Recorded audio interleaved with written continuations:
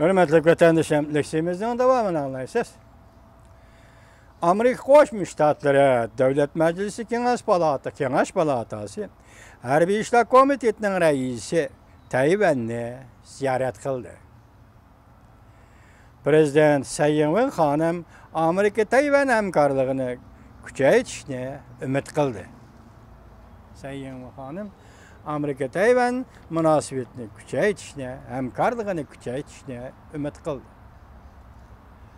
Mavzuli xabar Amerika ovozining Xitoy til programmasida 6-oyning 6-kuni Amerika ovozining Xitoy til programmasi e'lon qilindi. Xabar bunday boshlandi vatandoshim.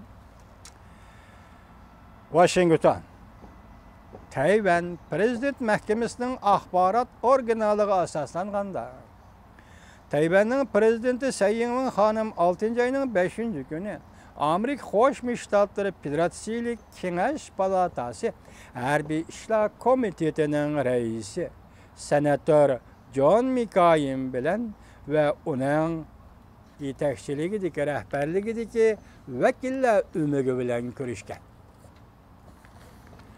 Prezident Tsai Ing-wen xonim mundaq ko'rsatdi.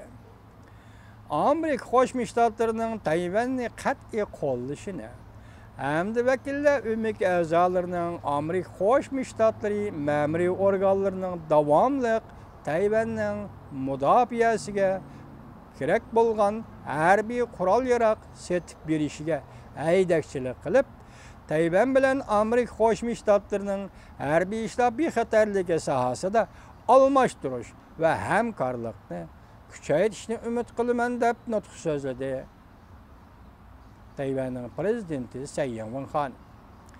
Prezident Tsai Ing-wen xonim qarshilish nutq so'zlaganda monolarni eg'izga oldi, ya'ni tilga oldi.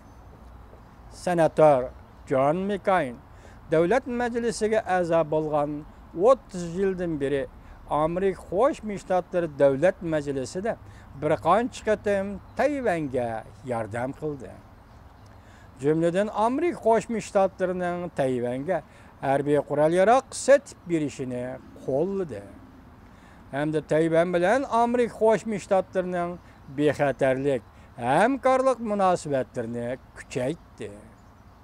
Bu qatim Tayvanga ziyorat qilgan senator John McCain ko'p yillardan beri Tayvan vaziyatiga ko'ngil bo'lib qolmasdan, balki Tayvan munosabat qonuni va 6 turlik kafolatnomada Tayvan to'g'risida berilgan va'dalarni qo'llab, Amerika ma'muriy organlariga haydakchilik qilib, Tayvanning xalqaro ishlarga qatnashish makonini kengaytdi.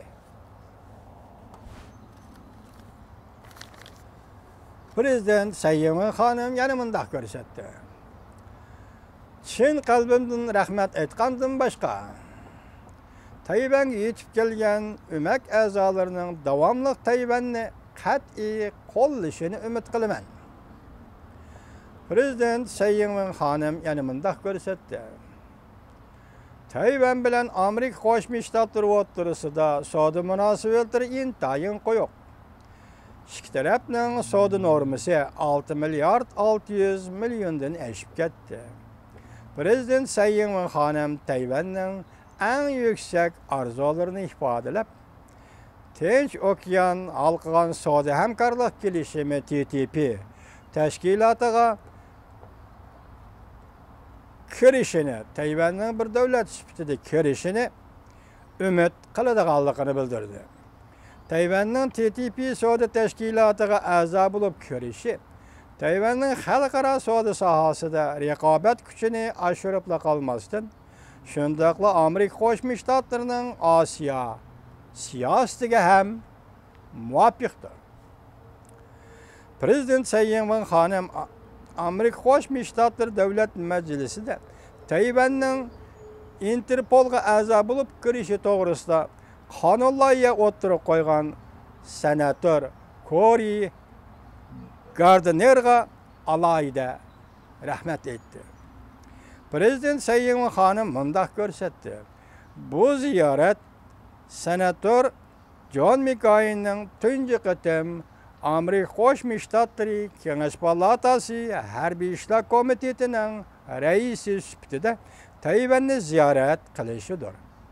Yani 24 yıldan keyin yana bir qatam Kengash palatasi Harbiy ishlar komitetining raisi süptide Tayvan'ı ziyaret kılışıdır. Bu qatam Tayvan'ga ziyaret kelgan ömek azalarının sani yaqinqi 10 yildan beriki eng ko'p bo'lgan vakillar ömigi bol.